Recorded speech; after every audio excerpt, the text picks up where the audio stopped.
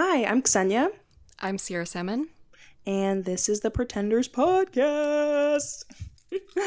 So, Sierra and I put I guess, a questionnaire, a little Q&A thing on our Instagram stories on the Pretenders podcast IG, and I think I asked, do you have any questions for us, like for Sierra because she voiced a Navi in the new Avatar video game, or for me because I was in Heated Rivalry, and just any acting adjacent or similar questions. So we have a bunch of questions we're gonna answer today. Yeah, it's gonna be a lot of fun. Yeah. So do you want to ask each other the questions? Do you think that would be fun? Yeah, we could do that. Gotta try and keep track of them all. Yeah, I really like this question. It was, well, first of all, I feel like I have to start off with this. If James Cameron asked for Avatar 4 for you to put on the mocap suit, would you put it on? I think anybody would put it on. I mean, come on. If James Cameron calls, you answer. You pick up the phone. You know what I found out? Okay, I feel so, like, behind for realizing this. Did you know James Cameron is Canadian? No. Sierra? Where's he from? Sierra, our king is from Ontario. Do you know what city? The goat. It was a very small town. I don't remember the name. I remember reading it like last week. I watched this whole I guess like TikTok someone made about him. It was like a 10-minute TikTok about like how he came up and stuff. Sierra, the generational goat is from Ontario. Nah, we've always had it made here. We've always had the talent. Like, Come on. we have the talent up here. But the first question I really liked for you was how did you learn the Navi, and did they give you a pronunciation guide? Okay. So for learning the Navi dialect, it was a prerequisite for the audition. You had to do the audition with the dialect, and I was given a sample of someone reading in the accent, but I was not aware of what the game was for, which is what made it interesting. Because I just thought, oh, they're making a new game. Did they give you like a fake name, or did they just say untitled, like that? They gave you a fake name. Okay. It was like Project, like, I don't know. It was just like a random word, like a single one word. I'm like, oh, cool, new original game with alien dialogue. I love that. So I just like listened to the dialect basically on repeat for like 4 hours, basically writing out my own dialect sheet. Oh, that's so cool. Yeah, and then after I booked the project, I worked directly with a dialect coach, and they had pronunciation guides for us, as well as providing us with some videos on how to say certain phrases. One of the things that was really interesting about like learning the language was the importance of stress syllables. So like for certain names, the words have to be said a certain way or it's not proper. Like for the beasts that they fly in the game, they're called ikran, but the stress syllable is on the ik, and then the r has a rolled r, so it's ikran. So it kind of goes out and then pulls in. Oh, I like that. Or one of the characters, he's from the Sarentu clan, and the stress syllable is on the sa at the beginning of the word. So sar, and then it also has a tapped r, so Sarentu, and it like pulls in kind of. I feel charmed right now. I feel charmed. But there's a lot of really cool intricacies to learning the language, so having the support of the dialect coach with us there made it really, really fun and easy to learn, for sure. That's so cool. This is just like my own question because I'm curious, because I am like a big Avatar fan and I'm a big video game fan. Did they like compare it to any real life language, or no? Like, did they give you like, oh, like maybe this is similar to like this language, or was it just like, no, like this is a complete like its own thing? It was interesting in the sense that I had a group dialect session, so there was multiple actors with us, and the dialect coach did kind of reference it to French a little bit, like if you had like a French Canadian accent with the whole like rolled R's kind of, but it was kind of referred to as mainly as its own language and that there is nothing else like it. But you could so definitely cool. pull like the kind of rolled R's from it, and other languages have like tapped and rolled R's as well. Yeah. Oh, that's so cool. I'm like, oh my god, I love those movies so much. It's not even funny. They've everything about the new Avatar movie has taken over my entire feed, like my entire Twitter feed, my entire TikTok feed. I'm literally like obsessed. It's like it's bad for me. Well, because I remember I saw your IG post. You saw it in IMAX, right? In 3D. IMAX and 3D. Oh, you locked in to see Avatar. Locked in. You know what? I haven't been to watch a 3D movie in so long. Do you know they give you like this entire like apparatus now? It's like huge. Like you have to give them back at the end. They're not like those flimsy like little plastic glasses anymore. Did you No, know that? no, I haven't seen 3D in a long time. Like I don't know if it was specifically because it was 3D and IMAX, but they were literally like these huge, like they were huge. I wore them over my own glasses. Oh, Um damn. yeah, they were so big, like literally like this huge. And they wipe them before they give them to you, and then they take them back at the end. It was crazy. I don't know if it's like a 3D and IMAX thing or a 3D thing by itself, but I haven't been to watch a 3D movie like honestly probably like a decade. So I didn't know that that's like a new thing. That's Um interesting. I did see that there yeah. was like, I think there was a list that James Cameron had out for a way that the movie was to be presented in theaters. So maybe that was Mhm. one of the things to have like the best viewing experience. Maybe, Um, yeah, I don't even know. but now I have a question for you. Mm. Let's see. Okay, I'm curious about this because I remember when you were working on the show, you had kind of mentioned a couple things to me that you had a little input about the styling of Svetlana. Yeah. To Ksenia, hi. How much of the role did you play in the styling of Svetlana? Clothes, hair, etc. Okay, so I came in with a Pinterest board for the makeup and hair test. Usually, okay, so this is usually how it goes when you get cast in something. You usually have a day or two for fittings, so they fit you in all of the clothing that you're gonna wear in that season. Um, and they'll what's it called? Tailor it to you. Um, and then you also have a hair and makeup test. So you go in, they see like what they're gonna do on you. Sometimes they'll like actually do your makeup. Sometimes they won't. They'll just see like they'll just ask you what products you like, if anything like breaks you out, whatever. For the hair though, I wanted like a very like specific styling for it because I didn't want it out all the time, but I like for like because I knew the gala scene was gonna happen and I wanted to do something like really beautiful for that. And I found this like updo on Pinterest. Anyway, I had a Pinterest board for the hair, for the makeup. The makeup ended up being like different than I thought it would. Like the makeup artist, she did her own thing obviously. Like I wouldn't usually ever use glitter, but I really liked how she used it. Like I had in one of the scenes I had like a glitter underliner and I thought that was Oh, really that's cute. cute. Yeah. But the thing about me is I'm annoying like as hell.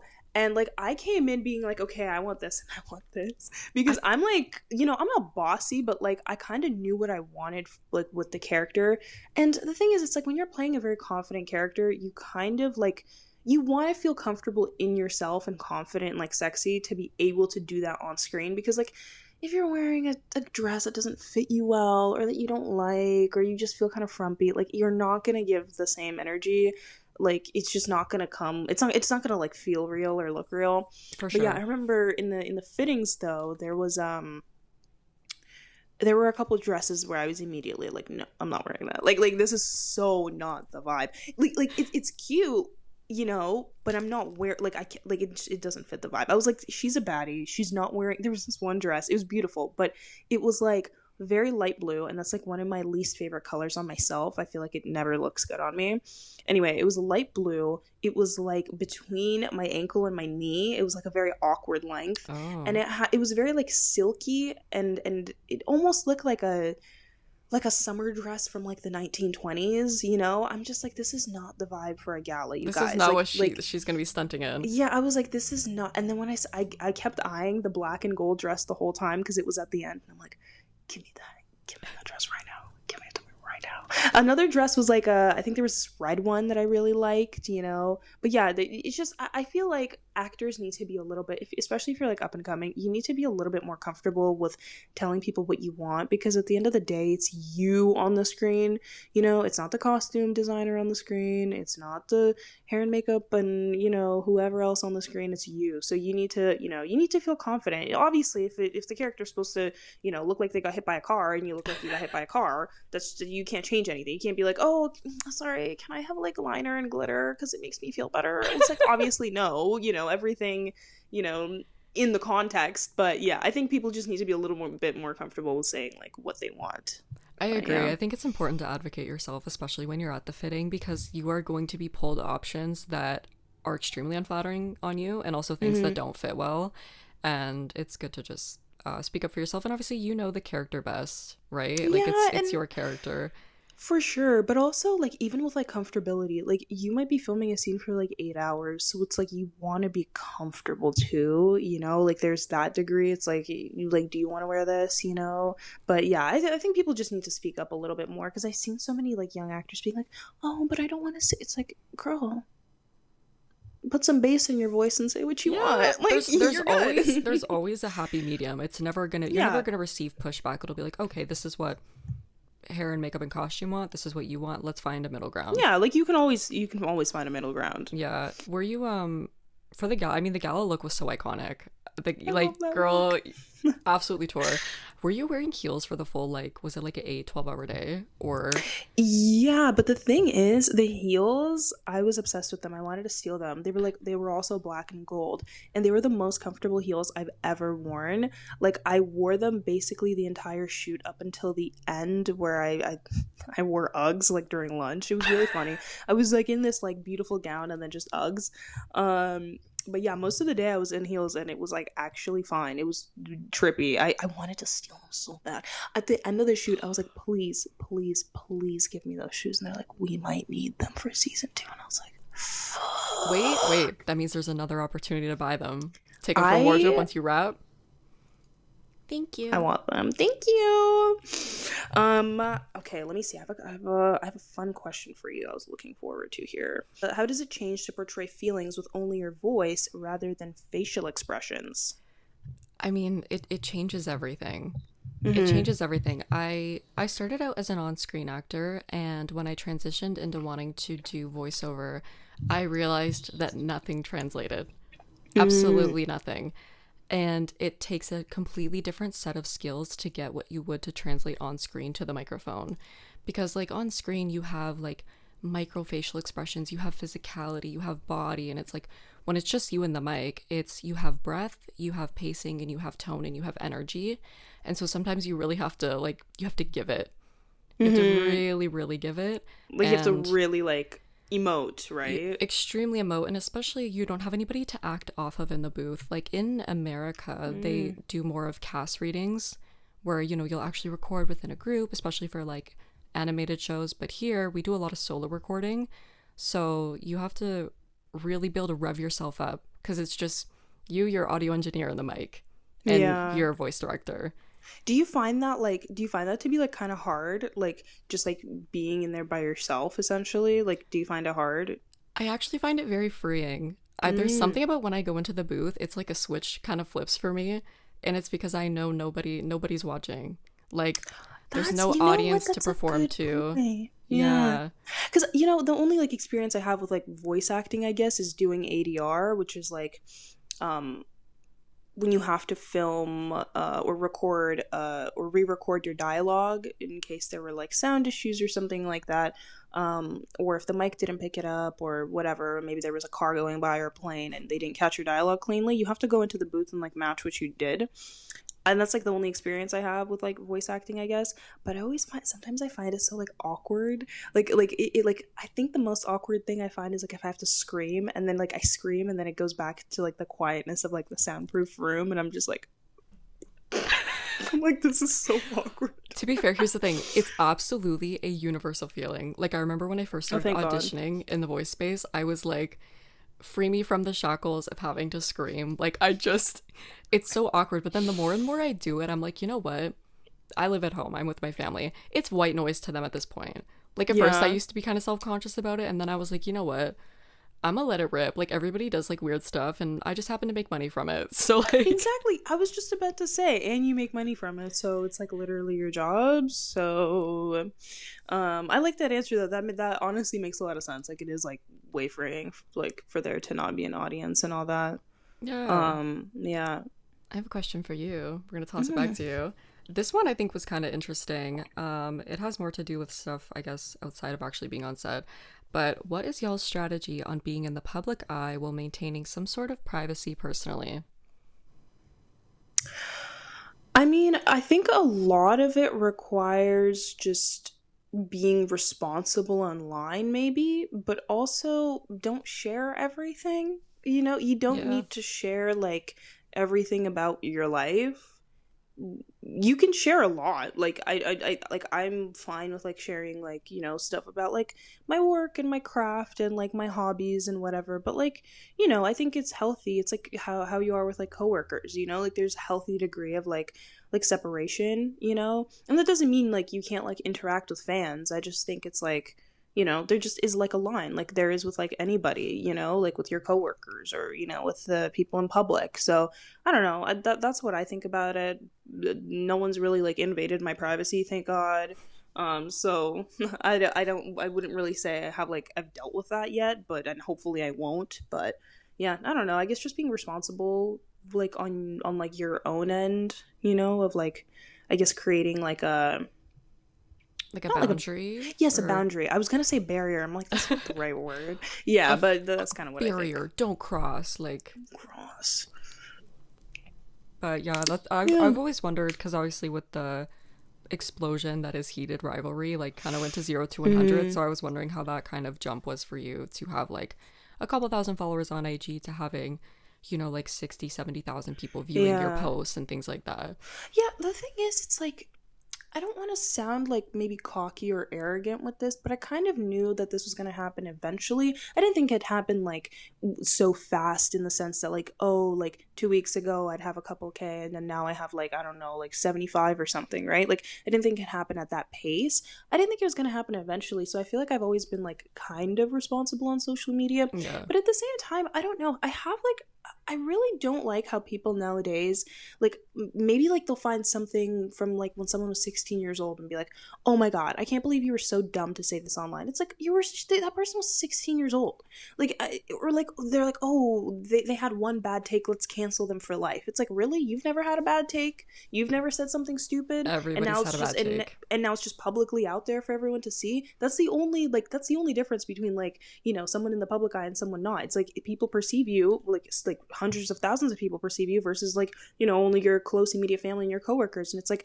I'm sure you've said stupid stuff with them, I'm sure you weren't, your best self when you were 16 years old, so I don't really like this like, oh my god, I found this, let's cancel them for life. I really don't like that. I like really disagree with that. Like people change, and also 16 years old, you do the dumbest shit when you're a teenager. I The just worst it's years of your life, in my opinion. yeah, well, no, I find teenagehood is so romanticized in media, and it's like I genuinely think it might be the worst time of like your life, because like I agree.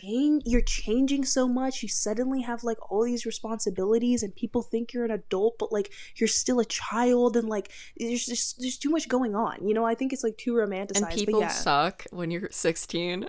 yeah, people suck when you're 16. So, like I was so negative when I was a teenager. I was negative, I was angsty. I was like, I was super defensive, like, but that's just like, you're a teenager. That's just what happens. But yeah, I don't like this, like, oh yeah, I found this one thing about this person, let's cancel them for life. It's like, yeah, okay, let me find something about you. You know what I mean? Like, Everybody has so something. yeah, Everybody's had a moment where it's not their best moment. yeah, and it's like I don't think we need to like hold that against people for the rest of their lives. It's just like I don't. But yeah, that's what I'll say about that. But yeah, I think people just need to chill a little, especially with people who've like just gotten into the public eye. Like I For hope someone sure. doesn't find something about me and it's like, oh my god, this girl, and it's like, yeah, I don't know, I was just chilling with like 2,000 followers a couple weeks ago. So yeah, maybe I didn't say like, maybe I wasn't thinking like 100,000 people would be seeing this. So it's like No, it needs to be in that context. But for sure. yeah, that's my piece. Interesting. Interesting. That's my piece. Ooh, what advice? I guess this is for both of us, but what advice would you give to young girls like Oh, I love watching the that pod? question. Mm-hmm. Um, I would say my advice to any like young girls is to just be fearless in the pursuit of what you're after. If you have a dream or if you Mm. have an ambition, I would just say go after it and keep it fun. Don't let people tell you that no, don't let people tell you that you cannot do things. Even Mm-hmm. if you're bad at them, even if you're scared to do it, just try and like, I don't know, just try have fun and see where it takes you. And if you find out you don't love it anymore, it's okay to stop and move on to something else. Absolutely. I 100% agree with that. I think like life is like too short to not want to try something you want to do, even if it doesn't work out, you can always just do something else. Like Yeah. I think people are a little too rigid, especially with like maybe how high school is structured in North America. I feel like people are ushered into university right away, and I think for some people that's a good thing. Like they need to go right away, or else they won't be able to go back to school. They won't be able to like focus or whatever. But I think like I don't know, like when you're 17 years old, do you really know what you want to do for the rest of your life? When you're 17, No. 18, you graduate high school, it's like I feel like you need time to explore and figure out who you are and what you like and what you want to do. And, if you decide, oh, I don't want to do that anymore when you're like 20, 23, 25, it's like you can change. Like, it's not the end of the world. Yeah. And I feel like with like our like modern world, like 30 is the new 20. The human lifespan has literally been getting longer and longer over the past like century. And it's like, yeah, 30 years old isn't what it used to be 100 years ago. Like, we live in a completely different society. If you want to change your career, if you want to go travel, if you want to do this, you want to switch things up, just do it. Like You have time. There is you have no time. rush. Yeah. I hate the whole like I see TikToks all the time about like the story like Sylvia Plath and the oh my figs are dying, my figs are rotting, and I'm like you're 20 like 5. Like it's okay. You're going to be Like, okay. like girl, like chill. And people like oh my gosh, I was out I had to go renew like a document the other day, and the woman that was greeting me at the counter, she had really cute like kind of like pigtails in her hair. She had like her front like hair pulled up in little pig ties, and I'm like oh my god, like that looks so cute. And she's like really, you think so? And I was like yeah, it looks so good. And then she was like oh okay, because like I'm 32 and like my husband, he's like you're trying to look like a teeny bopper, like maybe you shouldn't wear that. And she's like but I think I look cute. And I'm like girl, you are 30, wear the damn pigtails, like it's okay. Like, girl, do whatever you want. Like, I hate this whole thing, like, this has to be attached to age, or like this has to be But this. It's like, 32 is young, like 32, like that's not unk. you're literally you're literally baby. Like, I hate this whole like oh I'm unk, oh I'm unk. It's like you were just born. Like you Yeah. like because I also think about it in the sense that like I think I saw maybe a tweet about this or a TikTok about this like in the past year, and someone was like, okay, but you've only been an adult for the last couple of years, so technically in adult years you're only a baby.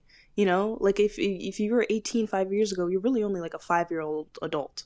And that really put things into perspective, because I'm like, yeah, I really am only like a 5-year-old adult. Like this is Yeah. all like pretty new to me. But Like yeah, advice to young girls, I think just do, like, honestly, like do whatever you want. Like we didn't have like our ancestors, like I'm sure like your female ancestors would like look at you now and be like, wow, you have so much freedom and you can do whatever you want and you can make money and you can do this, and it's like take advantage of that and do literally whatever you want.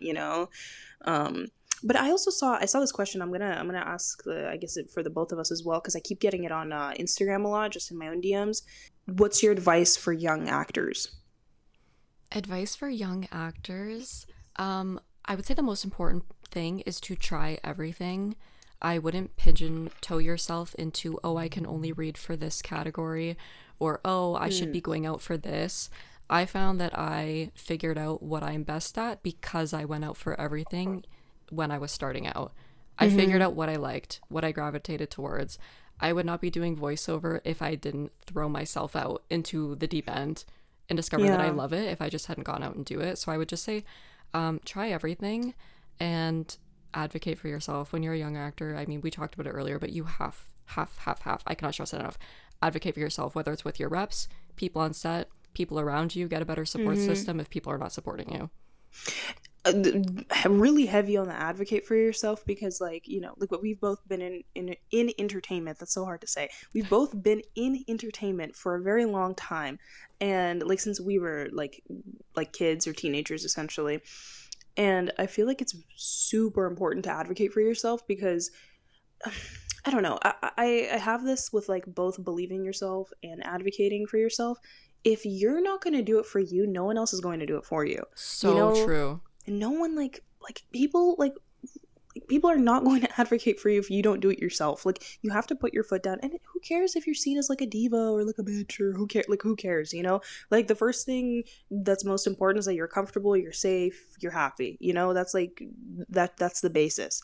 But yeah, for young actors, I think you need to have like a delusional self-belief in yourself, because again, if you're not gonna have the belief in yourself, why should anybody else? You know, it's like Yep. nobody wants to cast like a super unconfident person who doesn't think they can do the job, you know, like, because it's like, well, then why should I cast you if you don't think you can do it? You know, it's like you have to believe in yourself no matter how delusional.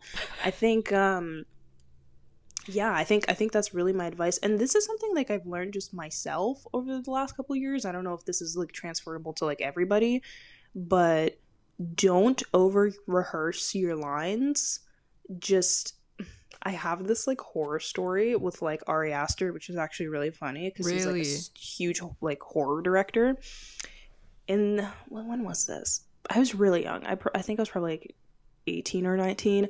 I had a callback for an Ari Aster movie, the one he did with Joaquin Phoenix, and it wasn't like a super big part, but I love Ari Aster. Like I love his movies. It was for Beau Was Afraid. That's what it's called. Okay. So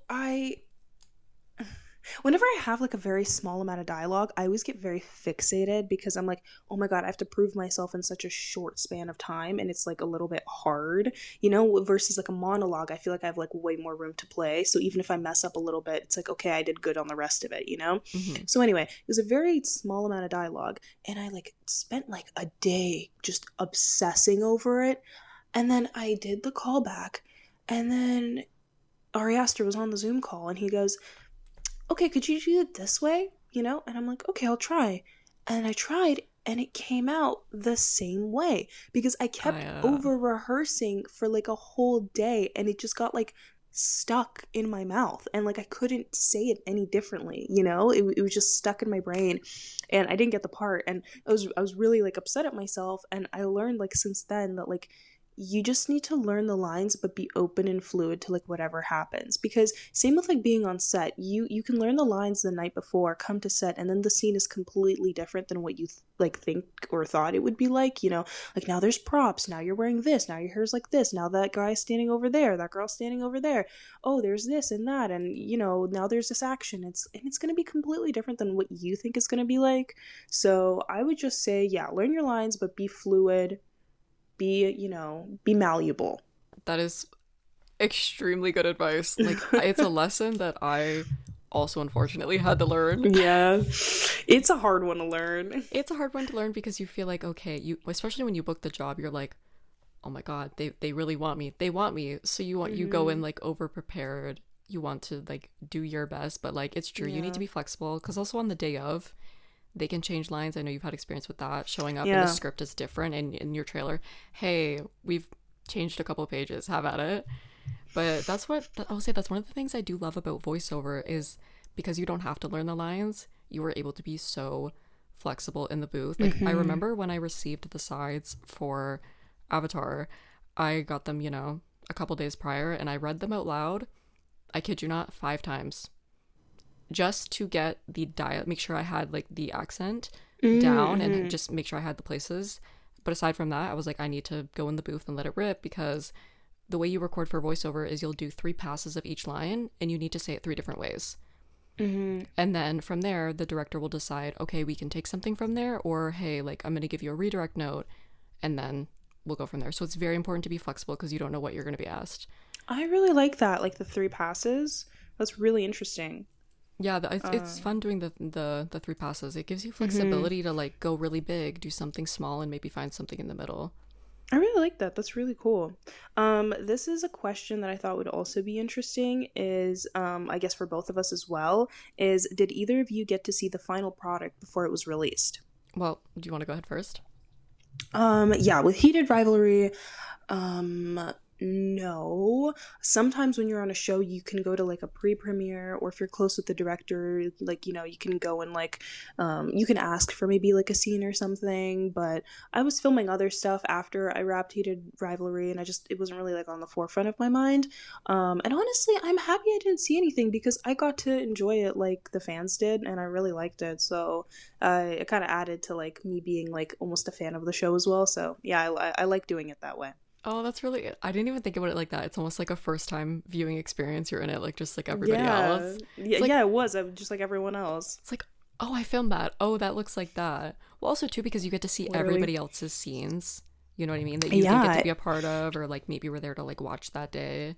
Yeah, so I just got to experience it like a fan. I thought it was like super fun. But yeah, did you get to, I'm assuming no, right? It's too big of a They franchise. are very, video games are so secretive, especially when you're working AAA. Like everything is very hush hush. So I didn't get to see anything. We didn't even get visuals in the booth.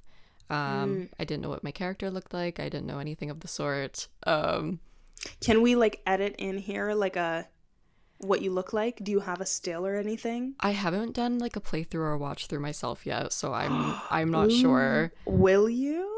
Oh, I'm absolutely, girl. You know I'm a pro gamer. You know I love to game. Will you stream it? That would, imagine that'd be so cool if you got to stream I that. would You stream it. play your own It's character. basically like a Where's Waldo moment. Like I gotta find myself You and be gotta like, find where yourself am in the I? game. Do you know your character's name? Like, did they tell you that at least? I don't have a character name. I was just Mm. cast as a not the Outrider warrior. So she's Ooh, from the Wind warrior. Trader clan.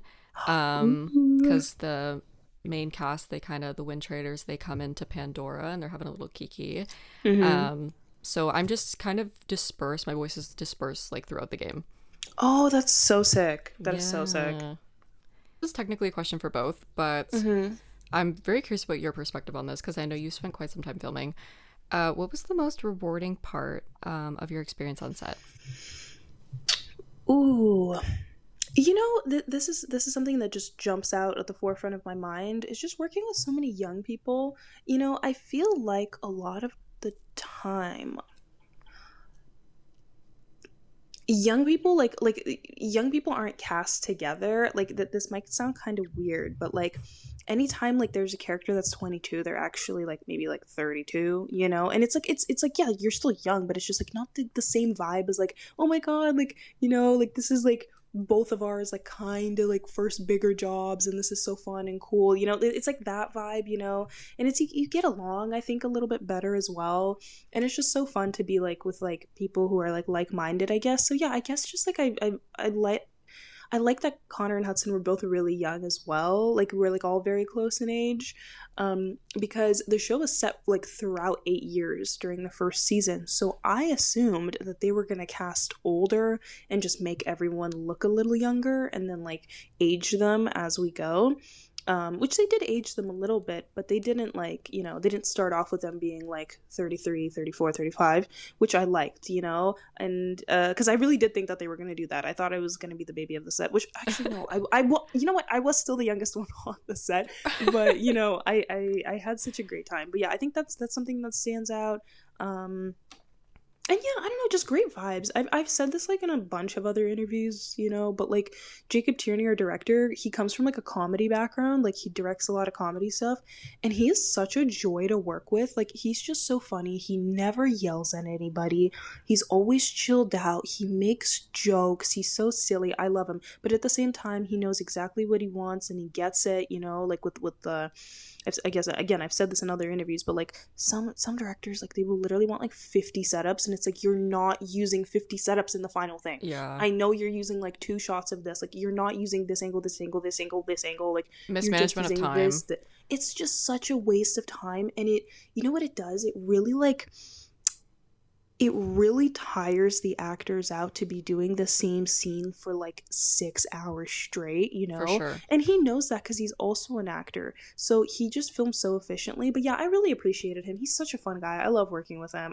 You know what, I hope like networks see how well, because he's had other like huge successes, with like Letterkenny and Shoresy, but I hope like, especially US streamers see how like amazingly he did this and in such a short amount of time. And I hope they give him like way more work. He deserves like all of the flowers and like all the money and like all the everything. I love that guy. No, like honestly, he's put out amazing shows. I'm a huge fan of like Yeah, Letterkenny. My dad also loves Letterkenny. it's so funny. It's so funny. It's also very big in the States, which is interesting given the fact that it's based on like Canadian hicks. So You know what the thing is? I've said this before with like Letterkenny and like Trailer Park Boys is another like Canadian show about hicks that like, you know, also got big in the States in like the 2000s. I think hicks are hicks everywhere, you know? Like you can get a hick from Russia, from Canada, from the US, and they all have similarities and people just kind of find it funny, you know, and endearing and stuff. So I feel like that's why people liked it. At least that's why I think people liked it. fair enough. I think the Yeah. humor though to me is just very you can't get it anywhere else. I can't think of anything that's like quite as similar as Letterkenny, one of a No, kind. it's actually top tier. It's so funny. Yeah. But yeah, having a good director changes everything. It Honestly, really does, yeah. they kind of set the tone and the vibe of being on set. Yeah, they definitely do. I've said this before, I think maybe to you, but um the director is almost like the captain of the ship. You know, like that funny, like I'm the captain now, but like it's kind of it is kind of like that. Like the director's kind of the captain of the ship and they like set the vibe of the set almost. You know, if your director is just like groggy and angry and cranky and grumpy, it's gonna affect everyone else because humans are very emotional creatures. Like if someone's like grumpy around you all day long, it's gonna kind of like You're gonna pick up. transfer to you. Yeah. Yeah. And you know, it was so nice that he's just like such a joy to be around. Like he's such a funny guy and it was lovely to work with him. I honestly like I want all the directors I work with to be like that because Wow. it just shows that you don't have to be like, I'm gonna say this, I'm sorry YouTube, but like you don't have to be like super anal to make an amazing show. Like because some directors are like, you know, like they're like I have to do this and that and this and it's like you have like a stick up your butt or something. Like chill. Oh my god, like you're still gonna get the shot. You don't need to be like an ass about it, you know. We can still And I enjoy don't the know. creative process. I do feel like there's this weird Exactly. stigma of like to make art is to suffer and like We have to suffer ooh, to so make pretentious. great art. We have Like to be super pretentious, and it's like, shut up. You can still make something great and like have a great time. You you know, can like have a I kiki and believe in have that. fun. Like Exactly. You can have a kiki. Um, let me see. I had so many more fun questions here. Ooh, I'm just gonna quickly answer this one because I was scrolling through and I liked it. But did you see any differences in your acting when you act in Russian rather than I English? really wanted to ask you that. I was so You curious about your know, answer. I've heard people say that like my voice sounds different when I speak Russian. And I guess I agree. I don't know. But it is like a psychological thing. Like you actually do have different personalities when you speak different languages, which is really funny. Interesting. Um, yeah, I didn't think I was doing anything different, but you know, there was something about like speaking the Russian and playing this like super confident character that made it more confident. Like I think like the lines in English wouldn't have like hit as hard like if I had to do them in English because like I don't know, Russian has so many like complicated words and like I feel like I feel like the dialogue was very, especially when they were in that gala scene. She was saying all these fancy words, and I was like, "Wait, I feel so fancy right now." Like like it definitely like affected the character. I think it's kind of like I don't know, like if I was speaking French, you know, I'd be like, "La, la, la, la, la, la," Ooh, and you you know, feel like you get into that kind of vibe, right? yeah, exactly, Interesting. exactly. I that's exactly what I feel like. It just sets up like a different, complete like vibe. I was so curious because I only speak English. Like I learned a little bit of botched French in my grade school days, but I've always wondered because I feel like sometimes people do have different mannerisms when they swap between different accents or like dialects. So that's actually super interesting. Yeah, it is really interesting. It's like a psychological thing, I guess. But I had a question for you. It's what's something fans would never guess about recording a game like this? Something fans would never guess. I mean, I feel like it's always surprising to me how long it takes for these types of games to get made. I Mm-hmm. believe Frontiers of Pandora, I believe it came out in 2022 and they just have their DLC now in basically, I mean, end of 2025, 2026. Like there is so much care, time and dedication that goes into making like games of these scale like AAA. There's a lot Mm-hmm. of money involved, there's a lot of people, there's a lot of research and time put in to make sure that they're taking what's in the Avatar universe in the movies and that franchise translate directly to the video games. And if you play the game, I've watched a playthrough of the base game, it's just so beautiful and like magnetic. And there's a lot of team members. It's notorious that the credits of Frontiers of Pandora is an hour long. Wow, with all the names of all the people who worked on the game? Yes. Wow. So there are so many people and departments that go into having something of that grand scale, and everybody like deserves their flowers. It takes a village, you know?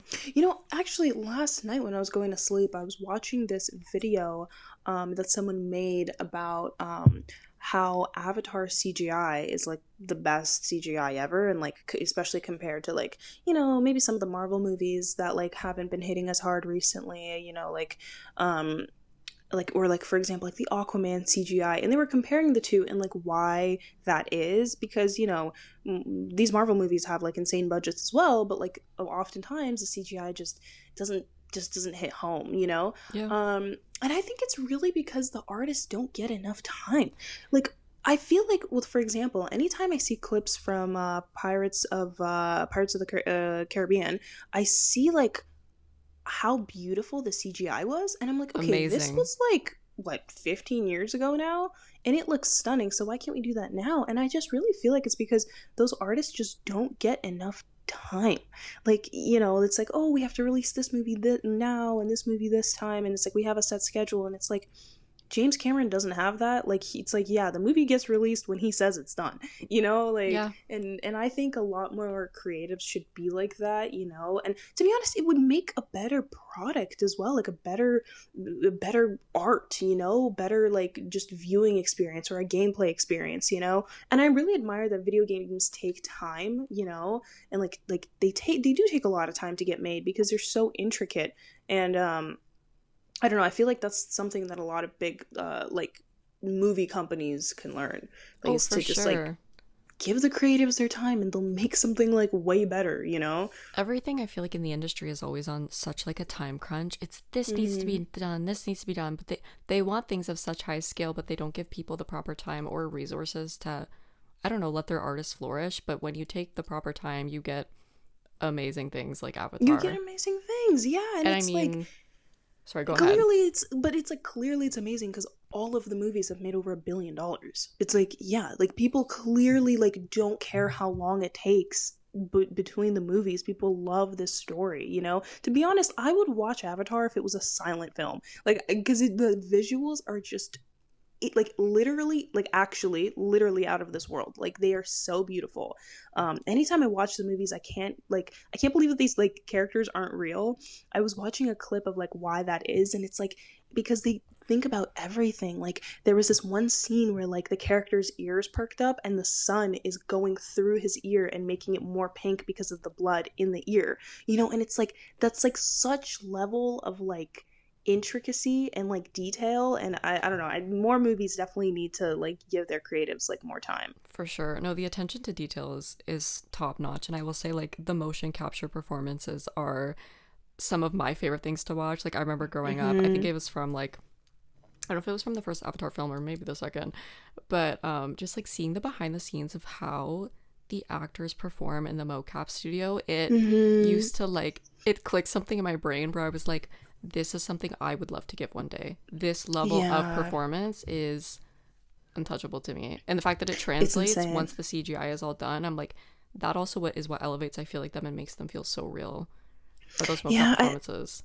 I think the first time I ever like saw a mocap performance, like just myself personally, was Gollum from like Lord of the Rings. Hmm. And just like thinking of like that, like he was so real, you know, like his character, like at least to me when I watched the movies, like his character was so real. And then like with these Avatar movies, it's like it's just the mocap performances are so insane. I really want to do that one day. I'd love to be in a video game. It looks like so much fun. I would love to do it. I always get the God of War clips, like the BTS clips of that Oh game. my, I don't know if you've ever seen them. yeah. I love God of War's watching like the cool. BTS. I think I have to do a Girl, playthrough this we need year. you in a game. Girl, we need you in a game now. I want to do it so bad. We need you in a game. We need you in more games. Girl, soon it's on Is the there way. something? I think this was also a question that I saw earlier. Is what would you like want your like next project to be, or like if you were like your or not even next. Let's just say like dream project. Dream project, I have to be real, would be something fantasy. I would love to do something medieval, maybe play a witch. I've always wanted to play a villain. I Oh think my villains are god, so interesting. so And there's cool. so much levity and freedom with how big you can take a villain and also how small, and finding the micro Mm, nuances of where you want to, like, I don't know, hit the protagonist where it hurts and also be evil and conniving. But I would probably say, like, dream maybe franchise, something Dungeons and Dragons, oh my something god, so D&D. cool, Like, so cool. I don't know, like Baldur's Gate is like, I don't know, all the performances in Baldur's Gate 3 are like magnetic, Yeah. and I would love to do something like that. Oh my god, How that is about so you? cool. Do you have like I a mean, dream, like TV, film, video game? the thing is, it's like I want to do everything. Like, like I would love to do something action because, like, I don't know. I feel like, while I'm young and healthy and can run around, like, I want to. I like I've said this before. I want to do a Tom Cruise run so bad, like, like a. Girl, we need you in a spy movie now. I've seen people saying that online. They're like, get her to be in a spy movie. She can speak Russian, and I'm like, I know. Get me in a spy movie. I can do it. Or someone said because the director of Dune, Denis, he's doing the next James Bond movies. I don't know if it's confirmed, but he's a fellow Canadian. So I'm like, hey, if you need a Bond girl, I'm here. here I am. Here I am. Because Danielle's it's ready. rumored. Yeah, no, it's ready. Because it's rumored that they're doing a younger James Bond. Like they're gonna start off with him like much younger, than like in the previous franchises. Because he's almost like, I think he's almost like usually late 30s, almost 40s when the James Bond starts. Okay. Because they've had like so many different James Bonds, but it'd be cool for him to start young. And I'm like, hey, if you guys need a younger Bond girl. Daniela's Hey, ready. She's available. hey, I'm ready. I can look good in a dress. I can speak a different language. I can run around. I can throw a couple punches, a couple kicks. I'm ready to do it. Ooh, Sign me stunt up. work. I would love, oh my God, I want to do wire work so bad. I feel that. I want to do it so bad. But yeah, I would just love to do something fun like that. I also think like just we as a society don't make enough fun movies anymore, especially like those like fun silly action movies, like I feel like there just aren't that many fun movies. Like there was one, what's the movie I'm thinking of? There's one movie with Melissa McCarthy and Jason Statham that I'm thinking of, and there's one movie with Henry Cavill and Armie Hammer, and I forgot both of their names. They're like both on like the tip of my tongue, but both of those movies are like funny spy movies, and I feel like we just don't make a lot of like silly movies that like yeah, it's not gonna make $1 billion, but like it's gonna be fun and like you're gonna want Yeah. to rewatch it, And I'd love to be in something like that, but also like I don't know, superheroes. Someone's cast me as a superhero. I mean, I'm I down for have that as seen people well. fan casting you, so I have seen the Starfires. I've seen I the Starfires. Yeah. I would love an X-Men. I'll take any X-Men lady I mean, ever. X-Men would be cool. I love them. I just love the whole concept. I feel like they don't do like they need more X-Men stuff. I don't know if you've ever watched X-Men 97, like the animated You one. were trying to put me on, and I need to watch. Anyone who's listening to this, watching this, you have to watch X-Men 97. They're coming out with their second season this year, I believe. Literally one of the most peak animated shows I have ever seen in my life. It is so good. It's insane. Like it's up there with my favorites like Arcane and like Castlevania and stuff like that. So Devilman Crybaby. Arcane. Devil. We'll never forget when I recommended Devil May Cry Baby to you, and I forgot That's about what happens in the first episode. that's how Sierra started off our friendship. I She kicked it recommended off, and Devilman Crybaby. I was like, girl, like you need to watch this anime, and then I was like, wait, there's bouncing boobies on the screen, like There's on the ceiling. It was, you know I what? set the But tone.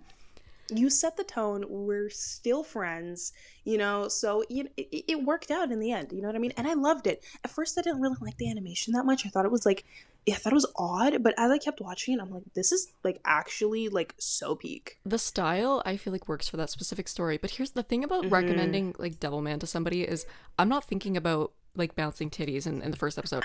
I am thinking about like Akira, like why did you I stop know. talking or whatever the line I is. Like know. that's Yeah, what it's I'm like, thinking why are of. you speaking to me or something? Yeah, Oh. like that's what I think of. No, it's peak storytelling. I love it so much. Okay, Sierra.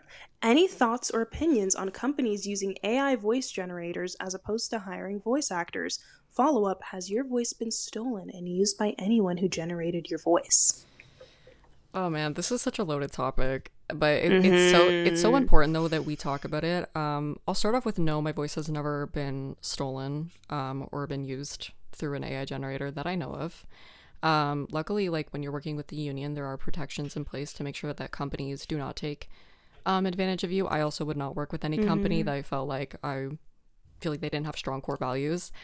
But the reason why it's so important to talk about like why AI is so bad in voice acting is recently there's an infamous anime. It's called Banana Fish, and Mm-hmm. it's been super pivotal in like anime and manga because it has like queer themes. There's themes of like injustice, coming of age, and it was on Amazon, and Amazon released a Spanish and an English AI generated dub for the title. Oh, I did not hear about Yes, this. Amazon had talked about doing like AI generated dubs like a couple months ago, and people were like, okay. And then they started to actually put some of them out, but they primarily started for Spanish dubs, and then eventually the English ones went up.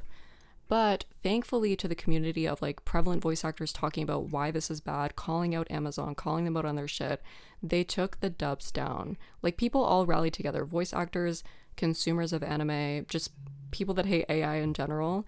And Amazon took the dub down. They still left the That's really Spanish one good. up, Mm-hmm. but with even more pushback, people were like, it's not fair that English is being seen as the superiority dub. Like everything should be treated the same. Spanish dubs need to Yeah. go. All the crap needs to go. And eventually everything was taken down. But if people don't push back against it, these companies, they feel like they can get away with it. Yeah. So I would just say that it's really, really important to speak up if you see injustice with AI. People like with AI generated dubs, call it out, call it bullshit because that's what it is. I will say, like, with the AI stuff, it is very important for consumers to say something, because the artists, they can yell into the void as much as they want, but at the end of the day, it's really the consumer and the consumer dollar that makes a difference with these companies. If consumers all come together, like the general public says, we do not want AI art, we do not want AI actors, we do not want AI, voice generated video games. It's like that's what's important. And I think people as a whole, like with this is a great example where like people teamed up together and we're like, no, we don't want this. And I think that's really important.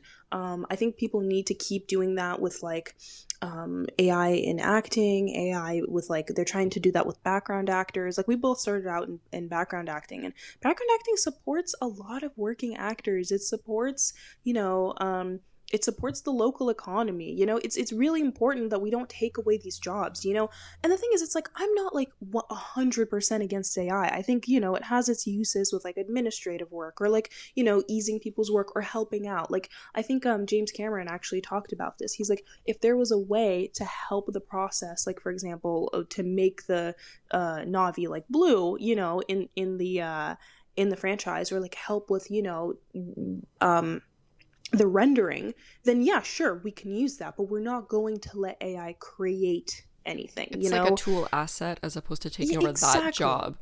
And that's how I think it should be used. It should, like, why is it like we've talked about this before, but it shouldn't come for art first. Like we as consumers, like, and also as artists, we can't like allow that to happen. It's a tool, in my opinion, to be used to ease people's work, not to steal their like livelihoods and creative careers. Like I want AI helping me with my taxes, not stealing my job. So Yeah. I think I think like consumers need to do that more often with like things they don't like, because companies, like, they do listen to what the general public says, because that's how they make their money. So I think it's important for people to put their foot down with stuff like that, and I'm glad they did with this with the banana fish thing. It was a huge win. It was, I mean, it required a lot of pushback, but again, like when people fight for what is right, like things will be done how they're meant to be. Yeah, yeah, I'm glad that happened. That's awesome. But I have a question for you. Um, How do you hope your role in Heated Rivalry will impact your career? Ooh, that's a good question.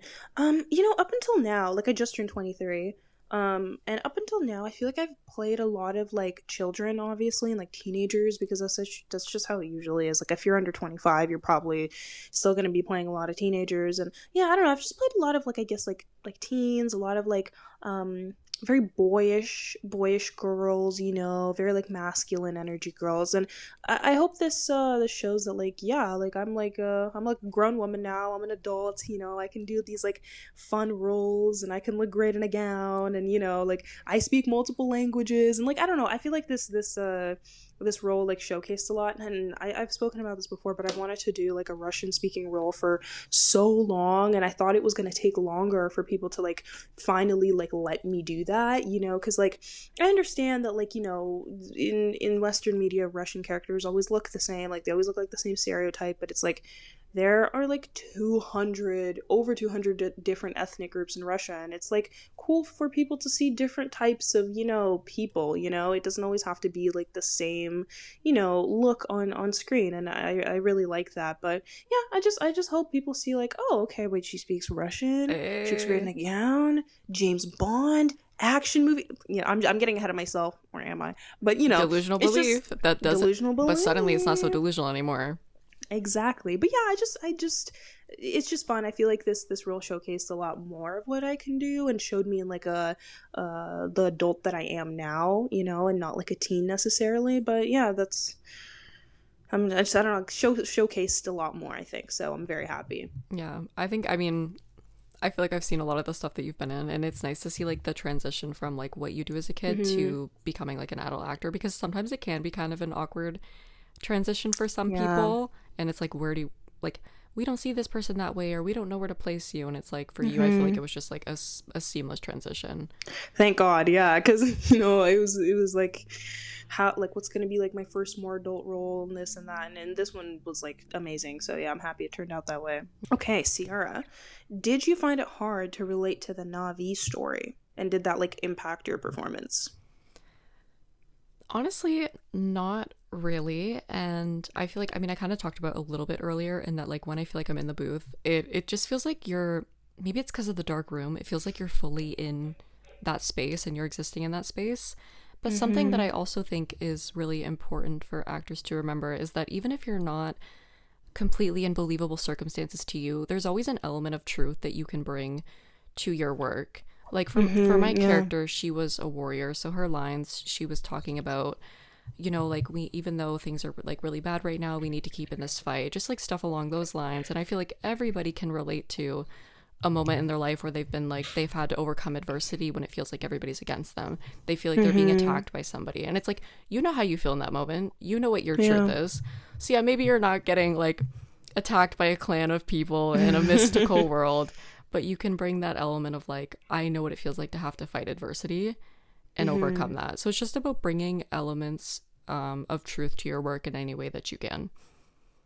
I really like that answer. Yeah, elements of truth, because with like as actors, you're not going to have like the exact same life experience as someone, but you can have the exact same emotion, because again, Mm-hmm. humans are such emotional creatures, and it's like, yeah, you have felt that feeling, you have felt that feeling of like overcoming adversity or pain or sadness. And I think it's a beautiful thing that you can like bring that with just your voice. That's so cool. Thank you. Yeah. My last question for you.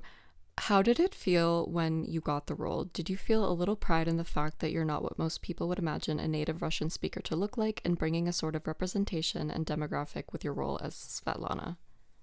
Hmm. um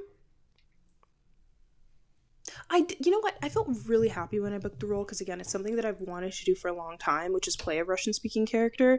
And I was just really happy because the thing is, when I did the audition, I was like, I fit this character so well. Like, I know exactly what to do with her. Like, I really hope they cast me. And then I didn't hear anything for months, and I was like, oh, whatever, you know?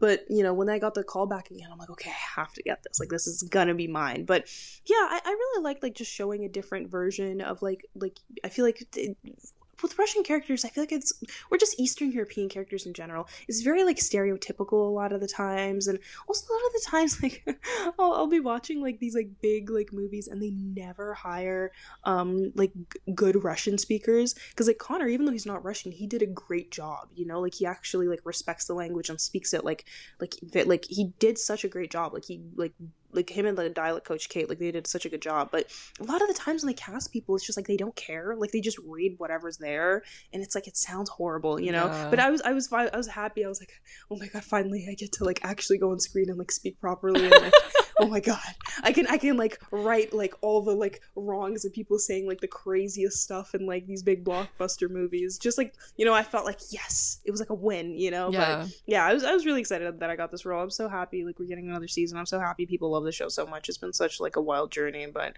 yeah, it's been fun. I know, it's so exciting. I mean, obviously I personally can't wait to see season 2. I know everybody else watching can't wait to see season 2, and hopefully more will be on the way very soon. Yeah, very soon. But yeah, I hope you guys like this Q&A. Yeah, I mean, we could always run it back if people have more questions. Yeah, we could always run it back. I feel like that was kind of like a nice little format of getting some questions out. And if you guys want to see anything, like comment below. Like if you, I don't know, if there's any topics you want us to cover, or like, you know, not even related to like, you know, our work, just in general, like pop culture or our opinions on stuff. Maybe we'll do that in the next episode, and let us know what you think about the setup too. Yeah, I was gonna say, I think this is the Pretenders podcast final form. This is like the third like Pokemon evolution. Yeah. Like we're finally like yeah, we've had a lot of, you know, we were working on it. We talked about this last episode. Don't be scared to try things or be cringy or be bad at things, you know, and that's what we did. You know, our setup is, you know, obviously not the best, but we're still trying to do what we like. So, you know, we're making do. Yeah, exactly. But yeah, I hope you guys like this episode. Yeah, I hope you guys like this episode. All of our socials are going to be listed in the description down below. Follow, like, do whatever. Do whatever. Yeah, bounce honestly. Bounce on that button, cowboy style, you know what I mean? Do whatever you want, but, you know, if you made it to the end, comment. Ooh, they should comment something if they made it all the way to the end. Yeah, comment. Ooh. La boo boo. I'm kidding. Comment. La boo boo. Honestly, why can't it be La boo boo? Yeah, it can be La boo boo. Comment La boo boo at the end. You made it all the way. I remember last time you did Ernesto's cranium, and somebody did comment. I saw that someone commented Ernesto's cranium. But yeah, comment La boo boo with your comment. But yeah. All right. Bye. Thanks guys for watching. Bye.